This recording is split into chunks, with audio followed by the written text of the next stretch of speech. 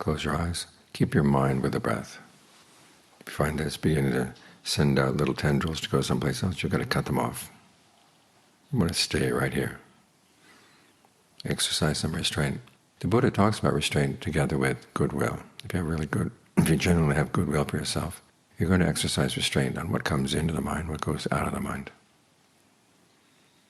For instance, with your speech, you probably had the experience of having a water pipe or a water hose, and without a filter on it, you have no idea what's coming in with the water. Or you put a filter on, you begin to realize how much crud there is in the water. You have to keep emptying the filter out.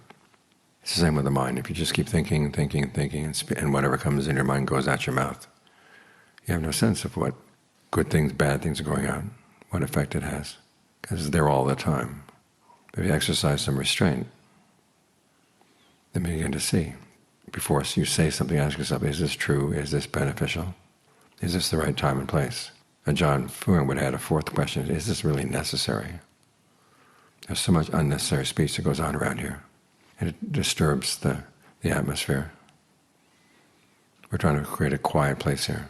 The world needs quiet places. When you open your mouth, you have to remember silence is golden. So you have to have something better than gold to present to the world if it's going to come out your mouth. And then you begin to see, when you say no, no, no to things, that there's just a lot of stuff that doesn't need to go out to begin with. You get a better sense of what's churning up in your mind as well, because after all, there has to be directed thought and evaluation in the mind before something comes out your mouth. Our problem is we don't give much evaluation. You direct our thoughts to something and automatically the thought comes and it comes out. Stop and evaluate things for a bit. Is this really worth saying? Again, if it's not necessary, if this is not the right time and place, no matter how good or true it may be, it's not going to be beneficial. So, put some filter on your speech.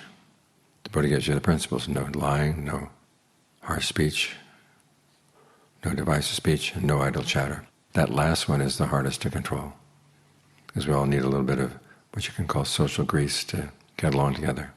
But most of us have no sense of how much is really enough, how much is too much. So learn to have some control over your speech, because if you can't control your mouth, there's no way you're going to control your mind. If your mouth is engaged in random chatter all day long, it's going to start chattering away all the time, even when you're meditating. But if you get used to putting a filter on your speech as you go through the day, it's a lot easier for the mind to settle down, because you've already exercised some judgment in evaluating what's worth saying, what's not worth saying. That goes into what's worth thinking, what's not worth thinking. That way the training of your mouth becomes an important part of training the mind. And it creates a better atmosphere around you. The crud that gets caught in the filter doesn't have to get sprayed around the monastery. It doesn't have to get sprayed around the world. You can empty it out where it doesn't cause any problems. But learn to have some control over your speech, and then control over your mind will be a lot easier.